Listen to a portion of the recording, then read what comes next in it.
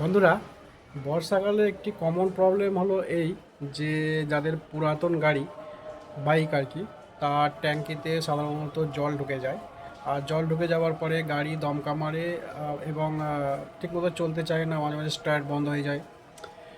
তো যদি পেট্রোল ট্যাঙ্কিতে জল ঢুকে যায় তাহলে মানে সেই জলটাকে কি করে বার করতে হবে, প্রথমে ট্যাঙ্কি থেকে একটি এই ধরনের একটি বোতলে জল বার করে নেবেন, মানে পেট্রোলটা বার করে নেবেন। তো দেখতে পাচ্ছেন আমি পেট্রোল মানে জল মিক্স পেট্রোলটা বার করে নিয়েছি একটি বোতলে। তারপরে বোতলটাকে আর কি ঠিক একটি মানে ঘরের একটি কোণে ঠিক উল্টো করে রেখে দিতে হবে।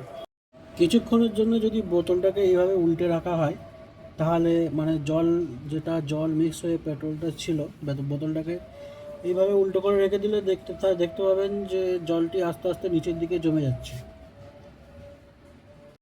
তো বন্ধুরা দেখতে পাচ্ছেন কিছুক্ষণ রাখার পরে মানে কয়েক ঘন্টা রাখার পরে বোতলের নিচের অংশে জলটা আস্তে আস্তে নেমে এসেছে এবং ওখানে জমে আছে।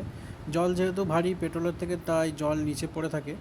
এবার আস্তে আস্তে বোতলের সিপিটা এই ধরনের খুলতে থাকলে জলগুলো আস্তে আস্তে বাইরে বেরিয়ে আসে। যতক্ষণ পারা যায় উপর।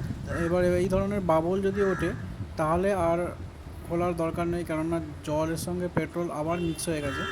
তাই পুনরায় আর কি বোতলের সিপিটা লাগিয়ে সেম মানে উল্টো করে যেমন রাখা ছিল আবার কিছুক্ষণ বা কয়েক ঘন্টা অপেক্ষা করুন।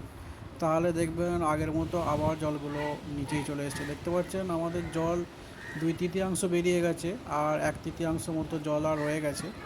তো আগের মতো ওইভাবেই সিপিটাকে আস্তে আস্তে আমরা খুলে বাকি জলটা ফেলে দেওয়ার চেষ্টা করব। তো চলুন আস্তে আস্তে খোলা যাক। এই খোলা পরে দেখেছেন পুরোটা বেরিয়ে গেছে। আর যতটা দেখতে পাচ্ছেন এটা জলটা মোটামুটি 90% বা তার কিছুটা বেশি পরিমাণে, মানে 90%-এর বেশি বেরিয়ে গেছে। এবার এই পেট্রোলটি নির্দ্বিধায় ইউজ করা যাবে, পুনরায় ট্যাঙ্কিতে ঢেলে আবার ইউজ করতে পারবেন। এভাবে আপনারা পেট্রোল থেকে জল আলাদা করতে পারবেন।